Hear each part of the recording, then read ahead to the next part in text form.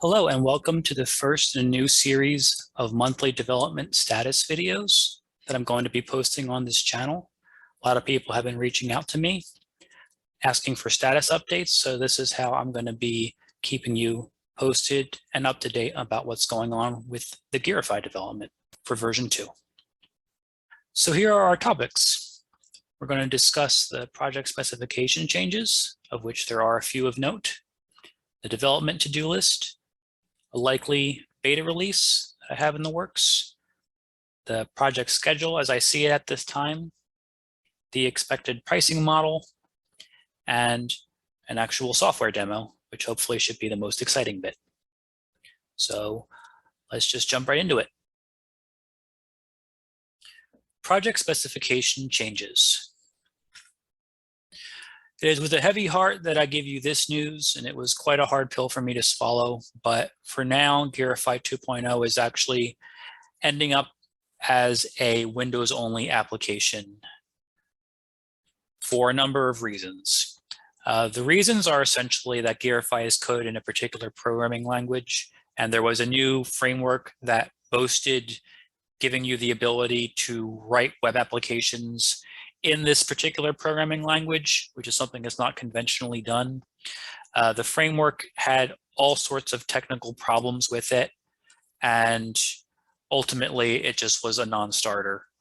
So I had to backpedal a bit and switch over to a different technology, which is Windows only. However, at some point after the release, it's going to be sort of its own separate project as I see it to do a port. So I still want to make it cross-platform, but it's just not going to be there on the initial release. There is another framework that shows promise, but I still have some details to work out on that end, particularly with graphics rendering. So I apologize for any disappointment, but this is just something I had to do to try to keep things relatively on track. So here's another recent specification change of note. Although it doesn't actually involve any new features, it does speak to the accuracy of the results that you can expect with this new version, especially important considering that this is supposed to be a more professional product.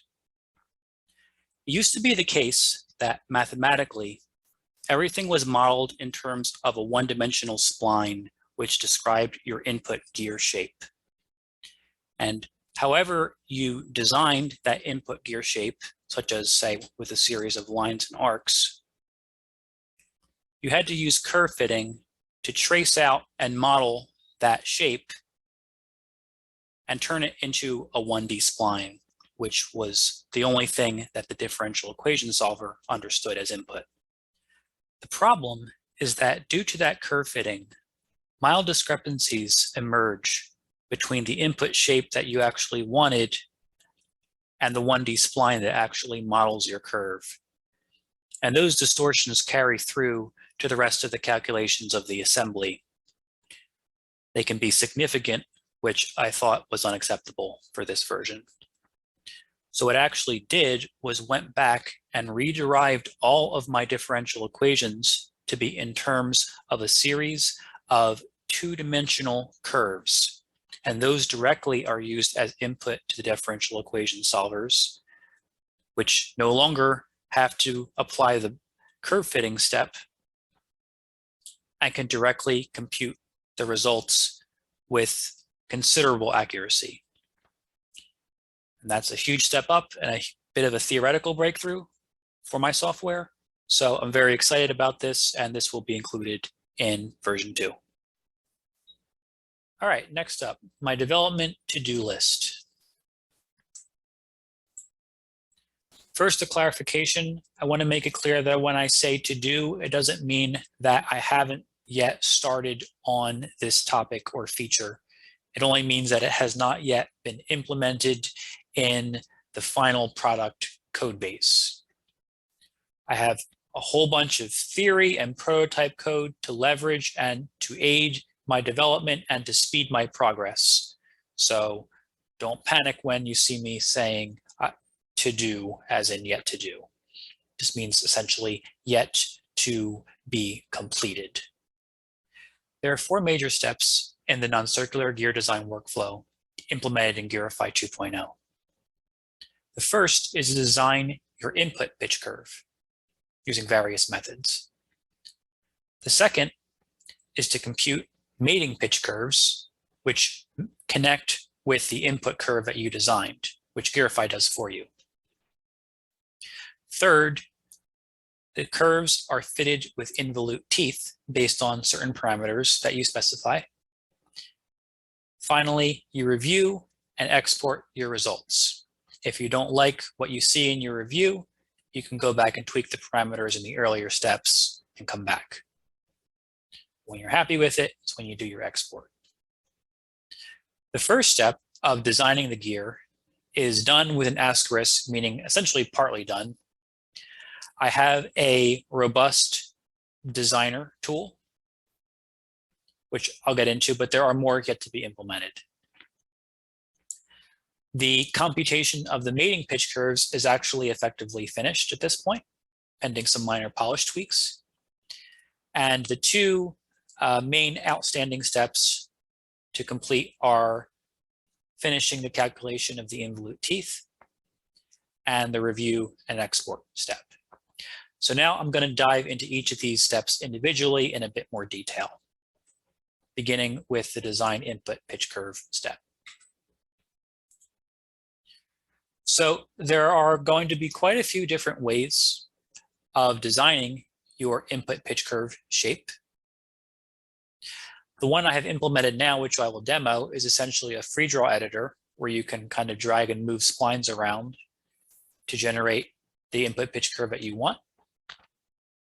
But there will be other methods, such as maybe 2D curve composition based on lines and arcs and so on, utilizing that new method I discussed. Graphing calculator style input where you type in a function or equation in text form, and also file inputs based on DXF, CSV, step files, IGES files, images, and so on. So right now, I only have the free draw editor implemented, but it possesses all the necessary characteristics and structure. And this is set up such that all I need to do is essentially design these other input methods and they will be able to snap into the workflow. I won't have to change any other parts of the programming or the algorithms. It'll just work once I have these editors set up. The second step, the compute mating pitch curves step, is essentially finished, pending some mild minor polish, and it'll be featured in the demo, which we'll get to shortly. This one's a big one, the calculation of the involute tooth step. First, we have to, or I have to, implement a user interface to fully parameterize the teeth in all the interesting ways, tooth counts, tooth sizes, etc. I have to calculate the teeth for smooth pitch curves and also calculate involute teeth for discontinuous pitch curves. And we'll see more about that distinction in the demo video, which we'll get to. I have to provide support for constant and variable pressure angles, which is both of these are ambitions of mine to complete. And also the calculation of helical gears will be present in this step as well. That'll be an option that you can take. Then there's the review export step finally, which involves gear placement. Essentially, how do you want to position the gears in your assembly? Tooth verification, which is a way of checking your results and making sure there aren't any self-intersections, in which case you might need to go back and revise your design to address those. There's the 2D file export, which is essentially just exporting the gear design outlines. But then there's also a more completed export of the 3D file export, which would mean directly exporting 3D files such as STLs, OBJs, and so on. The the beta release. So this kind of segues into the beta release because you may have noticed on the previous slides, notice how I had underlined certain features, and you're probably wondering why some of them were underlined and some of them weren't. And that wasn't actually to indicate what was done or not. It was actually to indicate what I thought was minimum essential features. So in discussing the beta release, well, first of all, okay, for continuity, I'm going to identify a minimum scope of features for what will be necessary, which are essentially the underlying features I spoke of. Let me come back to that in a second, just do some preface details about the beta release. This is still kind of a potential likely idea, but still kind of working out the details of how this will work. So it's not exactly official just yet, but likely for users with an existing Gearify license only, purchased users essentially. Probably a gradual rollout. I might kind of gradually give it to a few people at a time to make sure the servers are managing the load properly and everything. And as I mentioned, the minimum scope needs to be identified. And that's the underlying features I was talking about. So this is essentially saying in a beta release, what I would want to do is I will just grab the features that are most essential. In this case, just the free draw editor for starters, which is the only one I've fully implemented thus far. Computing of the meeting pitch curves is essential, but fortunately that's already done. Calculation of involute teeth. I would include the necessary parameterizations, of course, but I would only include calculation of smooth pitch curves, which again, the distinction we've yet to discuss, but we'll get to that, and constant pressure angles only.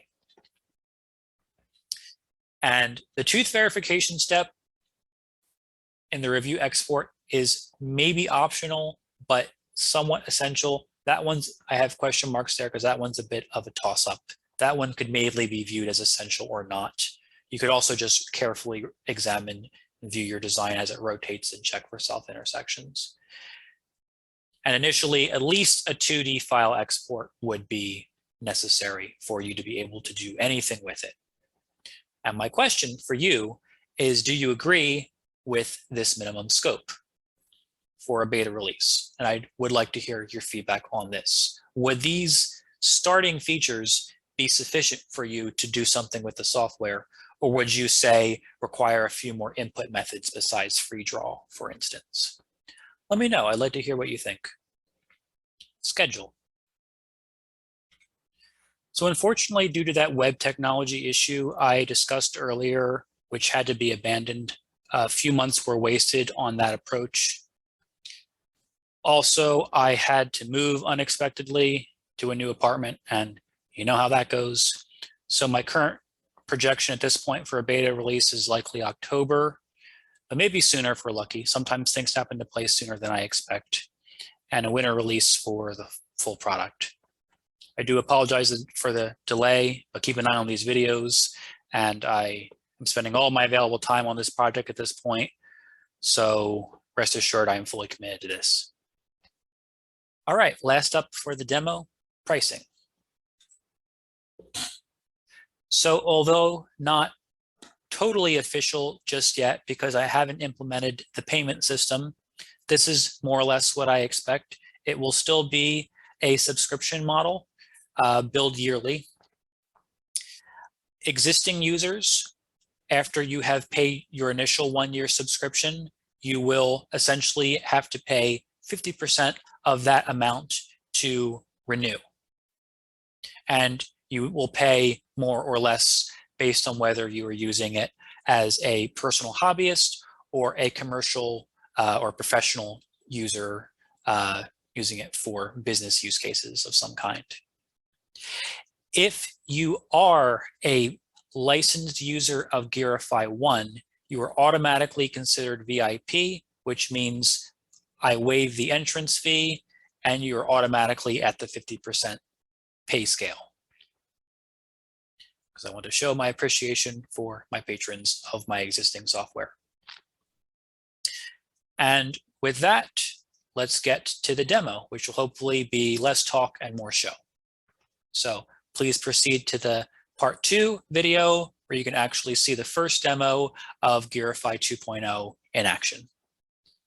Thank you.